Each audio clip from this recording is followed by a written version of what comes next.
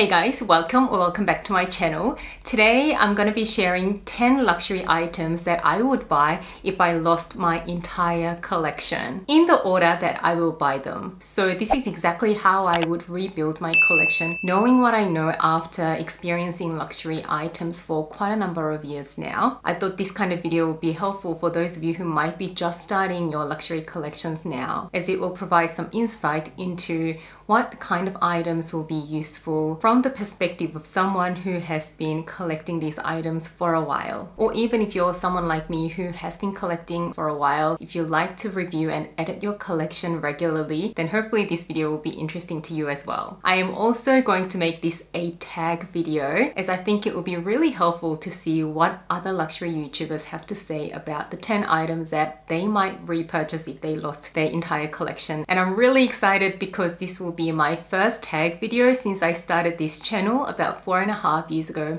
Oh my goodness, time just flies. I cannot believe that I've been making YouTube videos for over 4 years now. Almost 5 years this June, I think. Anyway, so I'm gonna tag some of my YouTube friends in the description section below. But if any of you have a luxury channel, please feel free to do this tag and share with me by tagging me on Instagram. I don't know how tagging works on YouTube. Sometimes I don't get the notification or alert, so please tag me on Instagram so I can reshare your videos as well. Now let's get started with the video. I'm gonna go in the categories of items in the order that I would personally prioritize them. So the first category has to be handbags. I believe bags are the best items to start your luxury collections with, as they are functional. You need to use a bag to carry your stuff in anyway, so bags are useful things. You'll get the cost per wear because you can use the same bag for many different outfits. They will make a significant difference to your look, and bags do tend to wear much better than some other types of items if you do look after them. And I think personally handbags give us a lot of joy. So the very first item that I will add to my luxury collection, period, if I had nothing to start with, is a good day to evening versatile handbag. This type of bag can take you on so many occasions and see you through so many years. And frankly, if I could only own one luxury bag in my collection, then I would go for something like this because I will get the use out of it. And this will come as no surprise. Of course, I picked the Chanel mini flap. If you're a regular watcher of my videos, you already know how I feel about this bag, so I'll make this point really quick. But basically with the Chanel mini flaps, you can dress it down. It's a great casual bag, but it also dresses up beautifully for an evening outfit. And if I had to choose all over again, I would actually go for the rectangular shape. Chanel mini flaps come in two different shapes, square and the rectangular. And I talked about this in my declutter my handbag collection video few months back. I think the rectangular will be a little more timeless, even though the square is really cute. I've gotten a ton of use out of this over the years that I've owned it. But if I'm considering the longevity, then I'll probably go for the rectangular shape. I am thinking this bag looks really cute when you're in your 20s and 30s and maybe into your 40s.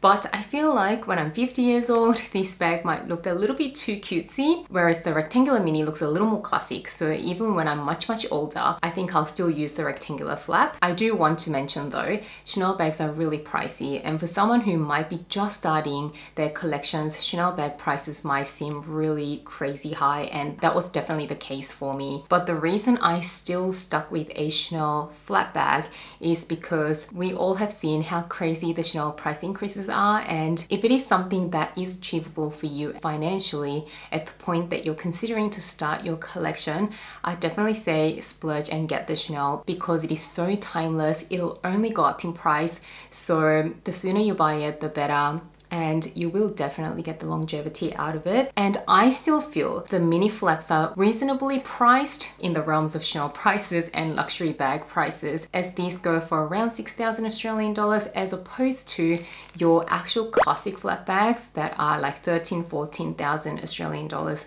So I still feel like the mini flaps are considerably better value for your money than the classic flaps, and you still get the very classic look with the CC turn lock, the classic chain, the quilting, everything. So I'm not sure in a few years time that this will still stay at a reasonably good price point. Maybe Chanel will put the prices up on the mini flaps and make it more similar to the prices of their actual classic sizes. So I still think that this is the bag that I would actually go for if I was starting my collection today. The The second bag that I'll add to my collection is a mid-sized, easygoing day bag. And that is because after you have your smaller versatile day to evening bag, a medium-sized, more casual bag will be a great addition to the collection that will really cover you for the times that that small bag can't work. So I have two bags that I would recommend. The first one is the Loewe puzzle bag. My particular one is in this beautiful tan color, which I think is the best casual color if you ask me, in the size small. This bag I believe comes in a few different sizes. I personally think that this small size is the best as your casual day-to-day bag. It is easy to wear with the top handle and a detachable shoulder strap. It is very roomy. You can fit all your daily essentials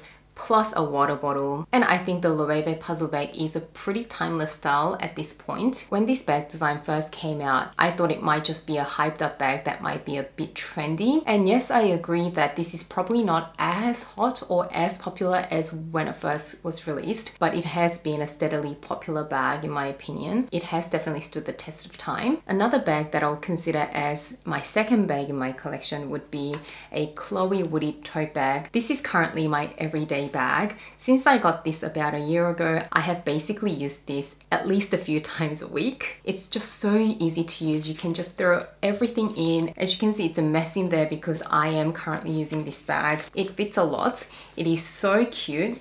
It also has top handles as well as an adjustable shoulder strap. The only hesitation I had about recommending this bag is that I'm not sure whether it is a bit of a trendy bag, that it'll look outdated in a couple of years or even a few years. Chloe does have that tendency where they release these hot bags and after a few years, they really look outdated. But so far, from what I can gather, this bag has been going strong. Everyone that I know who has the Chloe Woody tote, they absolutely love it. And I think if a bag is really functional and enjoyed by a lot of people, even though it may look like a trendy bag, it might have a bit of a better staying power. So that is something that we need to bear in mind, that in a couple of years this might really go out of fashion. But the price point on this bag for a designer bag is quite good, relatively speaking. This one retails for about 1,500 Australian dollars, and you can still get Chloe bags on a 10%, 15% discount occasionally. So I think if I was starting over, I would definitely add this bag to my collection. I just feel it's so user-friendly. I take it grocery shopping, to medical appointments, to running any errand, and this sort of a price point is not too hard to swallow. Then the next bag that I will add is a larger tote bag,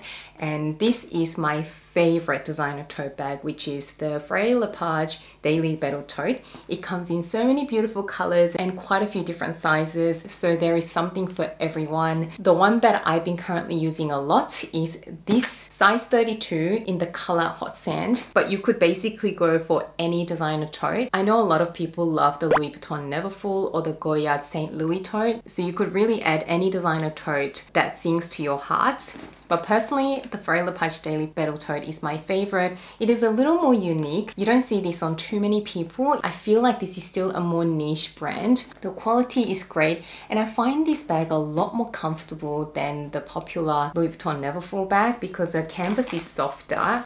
The straps are also softer and a little wider. The straps are adjustable. So for me, this has a lot of pros over some of the more popular designer totes, and it's more subtle. It doesn't scream designer. I did a whole comparison video between the Louis Vuitton Neverfull and the Daily Betel Tote. So if you're interested in that, I'll leave that video in the description section below as well. A good tote bag is definitely going to be the third bag that I add to my collection. So between the three bags that I talked about so far, I can't think of a life's occasion that one of these bags won't cover. So in my opinion, these three bags will form a perfect minimalistic capsule handbag collection. Next category of luxury goods that I would prioritize after handbags, and this is personally what I would do now over any of the other items, is that I will add a couple of good pieces of jewelry to my collection before I add anything else like SLGs, small leather goods like wallets and pouches, and shoes and accessories. The reason is a couple of good pieces of jewelry can really elevate your looks, and in the case of fine jewelry,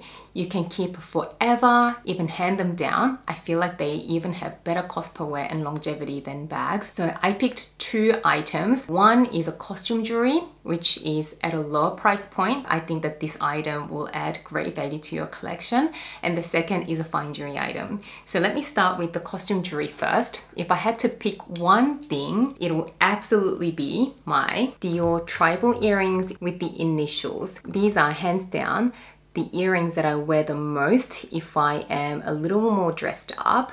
So I normally wear very simple earrings like pearl studs or my tiny little diamond studs for day-to-day wear. But if I'm a little more dressed up, I do like a little bit of dangle, but nothing too much. Actually, about 10 years ago when I just started my luxury collection, I started with Chanel earrings, the CC logo earrings, but I quickly got sick of them because the whole logo thing really wore off on me, and that wasn't something that I wanted to wear after a little while. So I ended up adding these tribal earrings, and if I was starting my collection today, I'll skip all of those Chanel studs, to be honest, and I will just go with a good pair like this. I just think that these look really timeless with the pearls, and the initials give you that bit of personalization, and these don't scream designer labels. If you know these are Dior earrings, then you know, but for an average person who's not interested in luxury, they may not even recognize these as Dior earrings. And I love understated luxury. And of course, the whole logo thing is your personal preference. Some people love logos, but personally, I think that this type of more understated earrings will give you better longevity, and they dangle beautifully. So these will absolutely be an item that I would start my jewelry collection with. Next is a fine jewelry item, and this really depends on your lifestyle. So personally for me, I would start with a necklace, because with a good necklace, you can basically just leave it on. It is something that is really visible. You can't see it yourself, but it really frames your face. Whoever you're talking to, whoever sees you can really see the necklace. And if I was to start over again today, this will absolutely be the one that I'll start my collection with. And it is my CD Cartier necklace with a solitaire diamond. Mine is a dainty little size in the 1/4 carat and with the 18 karat white gold chain. I've talked about the design feature of this quite a few times on my channel, but the claws that hold the diamond actually form a C if you look at it from the side. So I absolutely love that detail, and it just adds that subtle bit of luxury to your outfit. I personally just think dainty jewelry that kind of have that barely there look looks so effortless and elegant. But if you're not much of a necklace person, I would actually consider a bracelet like this one here, which is my Slim Love bracelet. So that's my Justin Clue. I don't wear that all the time, but with my Love bracelet, I literally leave that on 24/7. So the cost per wear has been great. So you know those days that you're in a rush in the morning, you run out the door and you forget to put any jewelry on you. If you have one of these Love bracelets on that you wear permanently, then at least you have something that will elevate your look at all times. Next up, I would finally add an SLG, small leather good. I don't think anyone needs many small leather goods, because these are basically just little functional items that stay in your handbags. So I would pick a good all-in-one piece of SLG, and I will personally choose the Louis Vuitton key pouch. This is an OG favorite amongst many luxury lovers. So again, I'll keep it short, but this is still to this day my favorite item of small leather good from any design house. It's durable, it's functional, it's versatile. So you can use this as a card holder, you can fold up some cash, and you can even store coins thanks to the zip closure. So this can really function as a mini little wallet. And it also comes with a little keychain, so you can attach your keys to this as well. So I'm yet to come across a better piece of SLG. Not to mention, it's so compact that it will fit in all of your mini bags, with the mini bag still going really strong. I know that a lot of us don't even carry an actual wallet anymore in our bags. It's just easier to go with a card holder or a little card pouch like this. I also really like card holders, but if I could only have one piece of a wallet-like item, it'll absolutely be this. So if I was starting my collection over today, this will be definitely the first one that I will add. We have 3 items left, and these 3 items I feel like are nice to have, but we don't have to have them. I feel like the 7 items that I've already mentioned make a great capsule luxury collection, so I'll be even happy to stop right there. But these next 3, from my experience, get a lot of use and are really great items to have. So the next category I'm going to talk about are luxury accessories. I do have a belt and a scarf. So a belt, you could go with any belt that you fancy, but my personal pick would be my Hermes Kelly belt in this exact color. So this tan brown, which Hermes calls gold, with the gold hardware. What is great about a nice quality belt is that you can have a very plain and neutral outfit and put a nice quality belt on that outfit, and it can instantly upgrade your look without breaking the bank. I mean, I personally can't afford to have all designer clothing in my wardrobe, so how I'd like to dress is have a few accessory pieces that can really elevate more plain outfits. I try and still prioritize getting clothing items that are made of good materials, but not necessarily at the designer level. And I particularly love the Hermes Kelly belt because it is a classic design, it is timeless. So again, it's not something that you will spend your $1,000 on and it'll be out of fashion in a couple of years. Whereas something like this, you can wear it now and you can wear it when you're 70, 80 years old. And the belt size is completely adjustable. So it comes as a one size fits all. You can make it shorter by pulling the belt like that. So you can wear it as a waist belt, or if you want to wear it as a low rise, then you can pull it back out and make it a bigger belt. And you guys know my preference is to go with something that is a little bit more understated, that doesn't have big logoing, because I think that you probably won't get sick of it as quickly. The next accessory item is a good 19 by 90 centimeter square scarf. This is personally the type of scarf that I would add to my collection if I was starting over, and that is for exactly the same reason as the belt. You can elevate a very neutral plain outfit with a statement piece of accessory, just like this silk scarf. I love how vibrant these colors are, and my favorite silk scarves are from Hermes. They are substantial, they are thick enough, and they're pretty well priced. So I've seen some other silk scarves from Chanel and Louis Vuitton that are much more expensive than the Hermes one, but the quality has always been the best from Hermes from my experience. And with these square scarves, you can actually style them as little summer tops. I do have a whole dedicated video on how to wear the silk scarf. I think 6 different ways as a top. They make great vacation looks, or you could even put a blazer over the top and wear one of these scarves as a top for spring and autumn as well. All right, next up, I placed shoes as my last category because I feel like with shoes, you don't necessarily have to go designer, mainly because of the wear and tear. You could be careful all you want with designer shoes, but after 1 or 2 wears, they are going to get a little bit ruined because they go on the floor. They don't hold their value because of the wear and tear. I personally started buying luxury shoes long time before I started investing more into fine jewelry, and I do kind of regret that decision. With the knowledge that I have today from my experience, if I was to do it all over again, I'll definitely prioritize jewelry and those other couple accessories before getting into designer shoes. But if I was to pick one pair of shoes as a luxury collection starter, this will be the pair that I'll go for. These are the classic Chanel slingbacks in the classic beige lambskin with the black cap toe with the medium block heels, and I love the little subtle CC logo on the side there. I would choose this pair mainly based on how classic they are, so they will definitely stand the test of time in terms of style. Versatility, they make for great day to evening heels, and comfort.